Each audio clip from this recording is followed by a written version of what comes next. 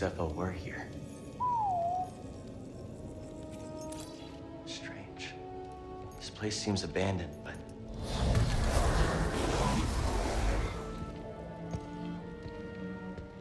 You trespass, Jedi. You must be a Nightsister. I had heard you were all dead. Not all. Dathomir is forbidden to you. Leave at once. Well, I'm afraid I can't do that, but perhaps we could help each other. You see, Easy. I'm not your enemy. Your actions say otherwise. Wait, hold on. I'm not here to...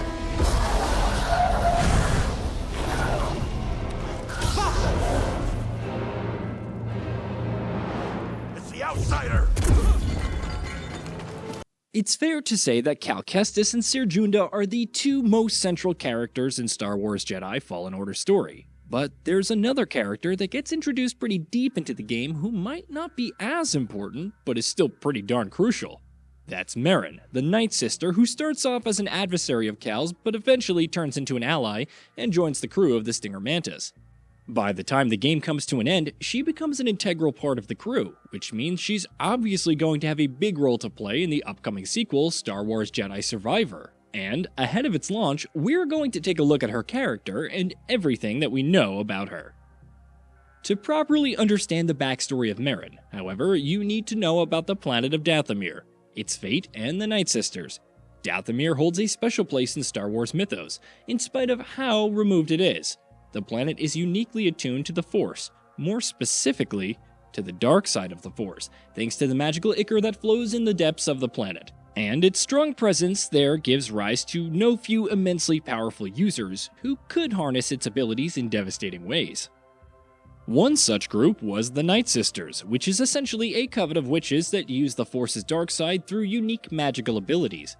Owing to how powerful they were, the Nightsisters were basically the ruling class of Dathomir, and ruled over the entire planet, including the lower class of magic users known as the Night Brothers, who weren't quite as powerful as the witches, but practiced the same magic they did. The Nightsisters, interestingly enough, were also a particularly insular group, in that they chose to have little to no contact with the galaxy at large, and were very unaccepting, to put it mildly, to any and all outsiders.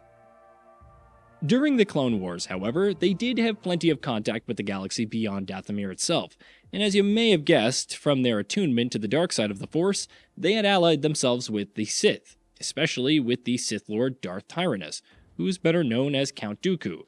Unsurprisingly, however, they were betrayed, and under the orders of Dooku, Dathomir was hit by a devastating attack led by General Grievous, the mechanical warlord that fans of the prequel trilogy of Star Wars films and the animated series, The Clone Wars, will be familiar with. The attack resulted in the almost complete annihilation of the Nightsisters, and Merrin, who was still quite young at the time. She was left as the only surviving Nightsister on the planet, leading her to believe that she was the last of her order, though in truth there were still a few of them out there in the galaxy. Not long after the Battle of Dathomir, the Galactic Republic was overthrown and replaced by the Empire, and under the new rule of the Sith Lords, nearly all Jedi in the galaxy were hunted down and killed. One particular Jedi, however, managed to escape, Jedi Master Taron Malicos, who crash-landed on the Dathomir. That proved to be a turning point for both himself and Merrin, and not in a good way. Malicos was overwhelmed and compelled by the darkness of Dathomir, and quickly gave in to the dark side. Wanting to learn the dark magic of the planet, he managed to turn the Order of the Night Brothers against each other, and after killing their leader, took control of the clan. What he wanted above all else, however, were the secrets of the Nightsisters' magical abilities, knowing how much more powerful they were than the Night Brothers. He sought out Merrin and told her that it was the Jedi who had orchestrated the destruction of her clan. And after successfully making her fall for his lies, he struck a deal with her, telling her that he will help her destroy those responsible for the Nightsisters' demise, i.e. the Jedi, if she taught him the ways of her magic. Merrin, of course, had no love lost for the man, to say the very least, but in spite of his disdain and mistrust of him, she agreed. We're up to speed with the important beats of Merrin's backstory now, and jump ahead to the events of Star Wars Jedi Fallen Order itself. We first meet her several hours into the game when Cal lands on Dathomir in search of an ancient Zepho artifact known as the Astrium, using which he will be able to unlock the Zepho Vault on Bogano and get access to the Jedi Holocron, which is a list that contains the list of Force-sensitive children scattered throughout the galaxy. Merrin and Cal's first meeting, as you might imagine, is a hostile one. with Merrin's hate for the Jedi Order having been thoroughly embedded in her by this point. She tries to stop him in his path and get him to flee the planet, even raising the dead to attack him. Her mistrust of the Padawan begins to somewhat falter, however, when unbeknownst to both Cal and Malicos, she witnesses a conversation between the two of them where Malicos tries to convince Cal to join in on his plan and learn the ways of the dark side of the Force with him, and realizes that Malicos was once a Jedi himself. An eventful chain of events follow, which culminates in Cal's lightsaber being destroyed and both him and Malicos fleeing from the scene, with Cal going off-world completely. When he comes back to Dathomir, sometime afterward, this time with a newly crafted lightsaber, the relationship between him and Merrin starts showing signs of improvement. He tells her that, like the Nightsisters, the Jedi Order too was decimated by the Empire, and that he is on a mission to make sure the Force-sensitive children across the galaxy don't suffer the same fate, which, in particular, is something that strikes a chord with Merrin. Eventually, she comes to Cal's aid when he takes Malicos on in battle, with the fight ending in her burying him alive within a tomb.